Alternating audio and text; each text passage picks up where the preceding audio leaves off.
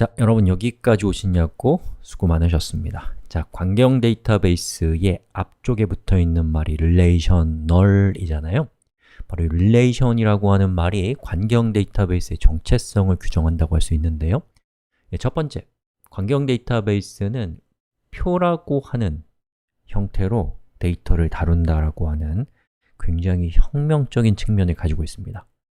그리고 이제 두 번째는 지금부터 살펴볼 얘기인데 우리가 이제 표를 사용하다 보면 표가 비대해져요. 자, 그때 여러분이 관계형 데이터베이스를 이용하면 표를 여러분의 필요에 따라서 잘게 쪼갠 다음에 그 다음에 또다시 여러분의 필요에 따라서 쪼개진 표들을 이렇게도 결합하고 저렇게도 결합하는 걸 통해서 실제로는 존재하지 않는 표인데 원래부터 존재하고 있었던 것과 같은 환상적인 표를 만들 수 있다 라고 하는 마법을 관계형 데이터베이스를 통해서 우리가 구사할 수 있습니다. 무슨 얘기인지 전혀 이해가 안 가죠? 자, 그러면 우리 이게 무슨 뜻인지, 이게 얼마나 중요하고 환상적인 기능인지를 지금부터 살펴봅시다.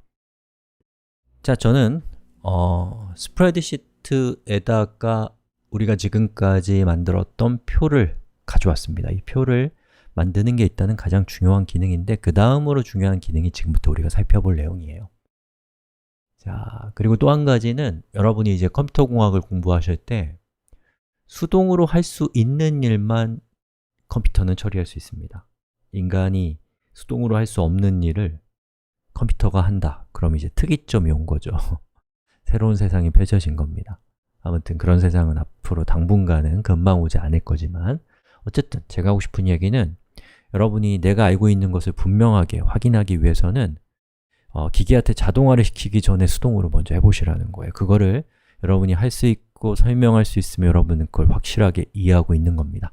자, 여기 우리 토픽 테이블이 이렇게 있는데 지금 이 토픽 테이블은 전혀 문제가 없는 아주 이상적인 표예요. 자, 그런데 우리가 이런 표를 유지하다 보면 정보가 더 복잡해질 수 있잖아요. 예를 들면 이 각각의 글을 누가 썼나 라고 하는 정보가 추가가 될 수가 있을 겁니다. 자, 그래서 저는 여기에다가 name 그리고 profile이라고 해서 그 글을 쓴 사람에 대한 소개글이 이렇게 들어올 수도 있겠죠. 그 다음에 그럼 요걸 이렇게 해볼까요?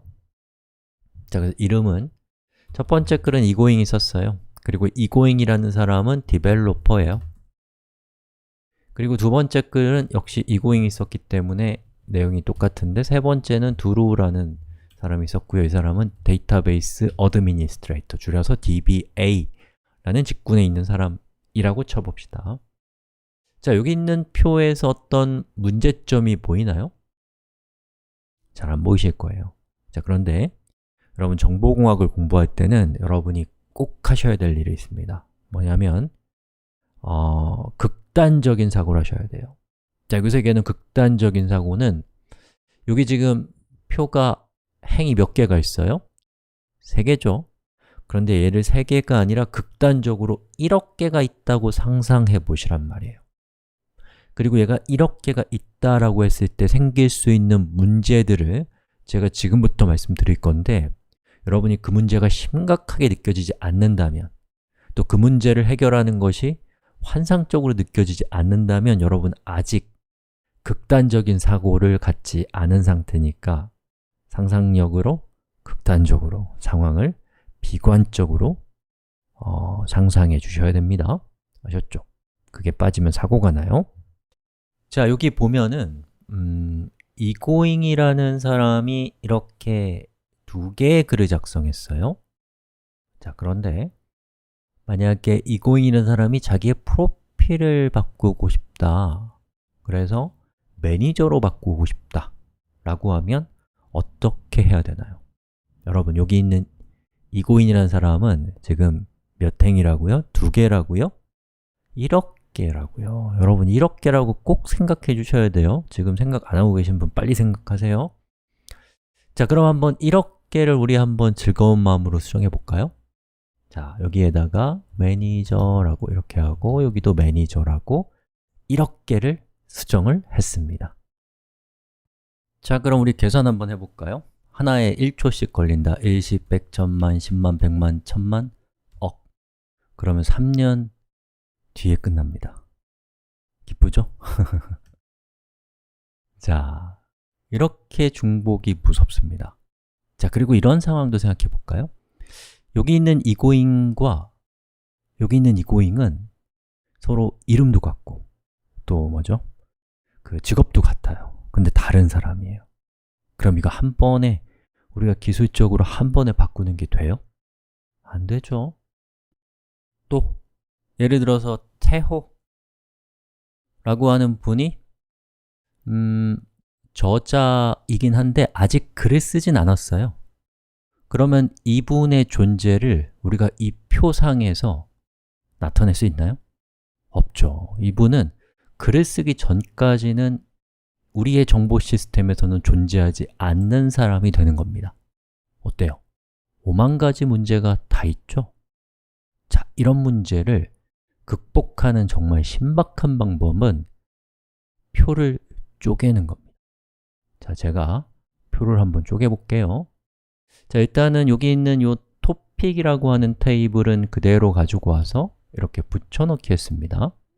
그리고 저자에 대한 내용만, 표만 이렇게 가져와서 제가 붙여넣기 하고요. 자, 그 다음에 id 값을 일단 주고요. 그리고 이거는 오쏘라고 하는 이름의 표로 만들 겁니다. 자, 이렇게 됐죠? 그리고 id가 1번인 사람은 이름이 이고잉이고요. 그리고 프로파일은 매니저예요. 그 다음에 토픽이라는 테이블에다가 오쏘 테이블의 id를 적는 거예요. 자, 그럼 어떻게 돼요? 자, 첫 번째 글은 누가 작성했어요? 이고잉이죠. 이고잉은 id가 1이죠. 그럼 여기다 1이라고 적는 겁니다. 자, 오늘 두 번째 글도 이고잉이 적었죠. 그럼 여기다 1이라고 또 적어요.